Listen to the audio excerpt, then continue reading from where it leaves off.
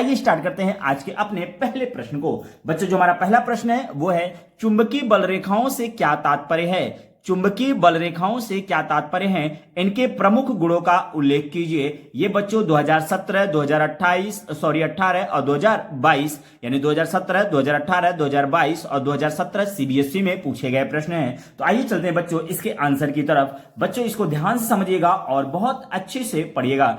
चुंबकीय बल रेखाएं क्या होती हैं? तो चुंबकीय क्षेत्र में वे काल्पनिक रेखाएं चुंबकीय क्षेत्र में वे काल्पनिक रेखाएं जो उस स्थान में चुंबकीय क्षेत्र की दिशा को प्रदर्शित करती हैं, चुंबकीय बल रेखाएं कहलाती हैं। चुंबकीय क्षेत्र में वे काल्पनिक रेखाएं जो उस स्थान में चुंबकीय क्षेत्र की दिशा को प्रदर्शित करती हैं, चुंबकीय बल रेखाएं कहलाती हैं। तो ये बच्चों चुंबकीय बल रेखाओं की परिभाषा थी। अब आगे हम बात करते हैं चुंबकीय बल रेखाओं के गुणों की बात करेंगे बच्चों। एक एक क्वालिटी को हम यहाँ पे डिस्कस करेंगे। आइए स्टार्ट करते हैं आज की चुंबकीय बल रेखाओं के प्रमुख गुण के पहले टॉपिक को बच्चों, यानी पहला जो पॉइंट है हमारा वो है चुंबकीय बल रेखाओं के प्रमुख गुण कौन कौन से हैं। तो देखिए बच्चों जो पहला जो पॉइंट है वो है कि चुंबकीय बल रेखाएं सदैव चुंबक क्षेत्र की दिशा को प्रदर्शित करती हैं। यानी जो चुंबकीय बल रेखाएं होंगी बच्चों वो सदैव चुंबक क्षेत्र की दिशा को प्रदर्शित करती हैं। आइए बच्चों चलते हैं दूसरे पॉइंट की तरफ। दो चुंबकीय बल रेखाएं एक दूसरे को कभी नहीं काटती हैं। अगर ये बच्चों दोनों एक दूसरे को काट देंगे तो दो डायरेक्शन प्राप्त होंगे, जो कि पॉसिबल नहीं है। बच्चों आइए चलते हैं तीसरे पॉइंट की तरफ कि तीसरा पॉइंट क्या है बच्चों, काफी इंपॉर्टेंट है। आप समझ सकते हैं कि इस तरह के प्रश्न आपके बोर्ड पेपर में पूछे जाते हैं। चुंबकीय बल रेखाएं सदैव चुंबक के उत्तरी ध्रुव से निकलती हैं तथा वक्र यानी गोला सर्कल गोला बनाते हुए तथा वक्र बनाती हुई दक्षिणी ध्रुव में प्रवेश करती हैं। कहां पे प्रवेश करती हैं बच्चों? दक्षिणी ध्रुव में प्रवेश करती हैं। चौथा जो पॉइंट है बच्चों वो काफी इंपॉर्टेंट है, याद रखिएगा कि चुंबक के ध्रुव के निकट जहां चुंबकीय क्षेत्र प्रबल होता है वहां बल रेखाएं पास पास होती हैं। यानी चुंबक के जो ध्रुव होते हैं उत्तरी और दक्षिणी ध्रुव के निकट जहां चुंबकीय क्षेत्र प्रबल होता है वहां बल रेखाएं पास पास होती हैं। तो बच्चों ये हमारा चुंबकीय बल रेखाओं से संबंधित परिभाषा और उनकी क्वालिटी की बात की बच्चों। ये 4 साल लगातार पूछे गए प्रश्न। इन प्रश्नों को आप बहुत अच्छे से तैयार करिएगा।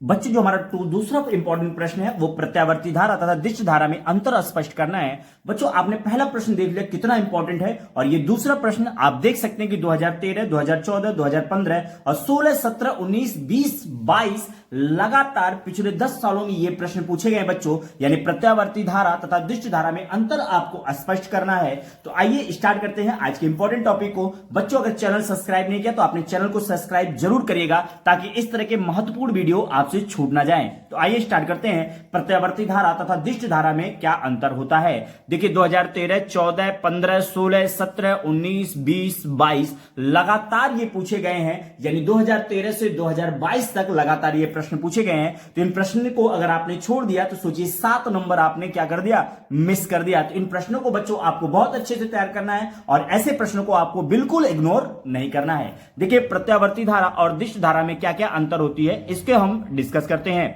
ठीक है, प्रत्यावर्ती धारा जो होता है बच्चों वो और दिश धारा में क्या अंतर होता है।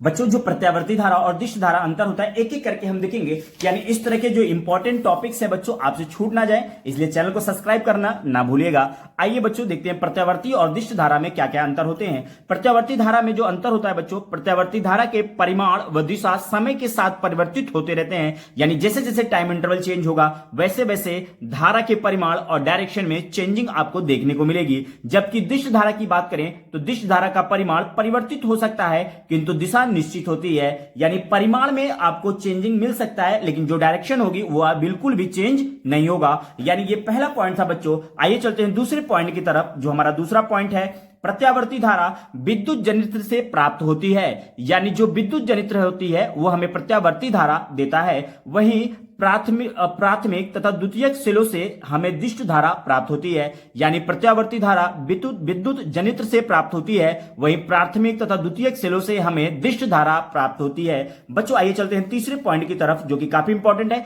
प्रत्यावर्ती धारा दिश धारा की तुलना में अधिक खतरनाक होती है। यानी प्रत्यावर्ती धारा जो होगी वो दिश धारा से क्या होगी, ज्यादा डेंजर होगी। वहीं दिष्ट धारा जो होगी अपेक्षाकृत क्या होगी बच्चों, कम खतरनाक होती है। आपको बिल्कुल इसी तरह पॉइंट्स लिखने हैं, बिल्कुल इसी नोट्स को आपके बोर्ड पेपर में आपको लिखना है। आपको यही चीजें बिल्कुल जैसे बताया जा रहा है वैसे ही आपको बोर्ड पेपर में लिखना है बच्चों। आइए चलते हैं चौथे पॉइंट की तरफ। जो चौथा पॉइंट है प्रत्यावर्ती धारा में कि इसमें ट्रांसफार्मर प्रयुक्त किया जाता है, जबकि दिष्ट धारा में ट्रांसफार्मर प्रयुक्त नहीं कर सकते। यानी अगर आपको प्रत्यावर्ती धारा चाहिए तो उसके लिए आपको क्या लगाना पड़ेगा, ट्रांसफार्मर। अगर दिष्ट धारा आपको प्राप्त करना है तो बच्चों ट्रांसफार्मर का उपयोग नहीं करना है।